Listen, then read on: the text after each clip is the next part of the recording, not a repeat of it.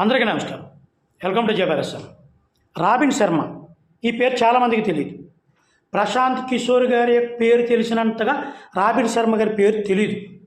తెలుగుదేశం పార్టీలో ఉన్న చాలామంది కార్యకర్తలు కూడా చాలామందికి తెలియదు, మెయిన్ నాయకులకి, తర్వాత నాయకులకి తప్ప. రాబిన్ శర్మ గారు ఈయన ఎవరో? తెలుగుదేశం పార్టీకి, వైసీపీ పార్టీకి ఐపాక్ టీం ఏ విధంగా పనిచేసిందో సోషల్ మీడియాలో కానీ, పార్టీని ఐపీ తీసుకొచ్చే విధానంలో కానీ, పార్టీకి ముఖ్య సలహాలు సూచనలు ఇచ్చే విధానంలో ఐపాక్ టీం ఏ విధంగా పనిచేస్తుందో రాబిన్ శర్మ టీం కూడా తెలుగుదేశం పార్టీకి ఆ విధంగా పనిచేసింది. వీళ్ళందరూ కూడా ఒకప్పటి ప్రశాంత్ కిషోర్ యొక్క శిష్యులే. ఎందుకంటే ఇక్కడ జరిగింది ఏంటంటే, రాబిన్ శర్మ తెలుగుదేశం పార్టీకి ఐడియాలు ఇచ్చే సమయంలో కూడా వైసీపీ పార్టీలో లోపాలను కానీ, వైసీపీ పార్టీలో జరుగుతున్నటువంటి అంతర్గత కలహాలు కానీ, వైసీపీలో జరుగుతున్నటువంటి విధానాలు కానీ లీక్ చేసి తద్వారా తెలుగుదేశం పార్టీకి మేలు కలిగే విధంగా తెలుగుదేశం పార్టీ తీసుకున్న ప్రతి నిర్ణయం వెనక రాబిన్ శర్మ ఉన్నాడు. ఎందుకంటే ఐపాక్ టీంలో కొంతమంది ప్రశాంత్ కిషోర్ గారితో టచ్లో ఉన్నవాళ్ళు చాలామంది. ఇక్కడ ఏం జరుగుతుందని ప్రతి విషయాన్ని, సమాచారాన్ని ఎంతో కొంత చేరవేసిన సంఘటనలో చాలామందికి తెలియదు. ఇది చాలా గోప్యంగా జరిగిన సంఘటనలు.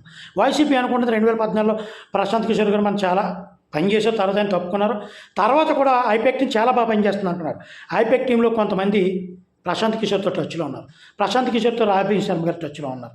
ఇండైరెక్ట్గా వీళ్ళందరూ కూడా ఒక తెలియని ఒక గేమ్ ప్లాన్ చేసుకునేది టీడీపీకి మేలు కలిగే విధంగా ప్రవర్తించడం జరిగింది. తద్వారా వైసీపీ వేసే ప్రతి స్టెప్కి ఎప్పటికప్పుడు మీరు గమనించండి, రేపు వైసీపీ నుంచి ఈ పోస్ట్ వస్తుంది అనిపించుకుంటే టీడీపీ వాళ్ళు వెంటనే రెడీగా ఉండేవారు. పోస్ట్ వచ్చిన 2-3 నిమిషాలు వెంటనే దానికి తగ్గ పోస్టులు ఇచ్చేస్తుండేవారు. అంత పకడ్బందీ ప్లాన్లో ఉంటుండేది.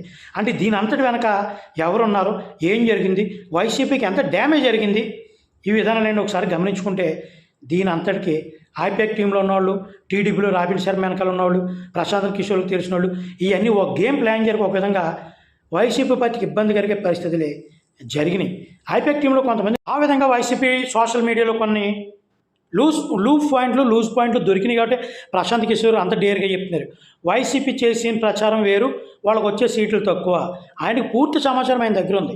ఐపాక్ తీసుకున్న సమాచారం కానీ ఇవన్నీ కూడా, అంటే ఐపాక్ టీము ఒరిజినల్ సమాచారం తీసి జగన్ గారికి వేరే సమాచారం ఇచ్చి ఉండొచ్చు, కానీ పూర్తి సమాచారం ఆయన దగ్గర ఉంది కాబట్టి అంత కారగంటిగా ఆయన చెప్పగలుగుతున్నారు. ఓకే, జై భీమ్.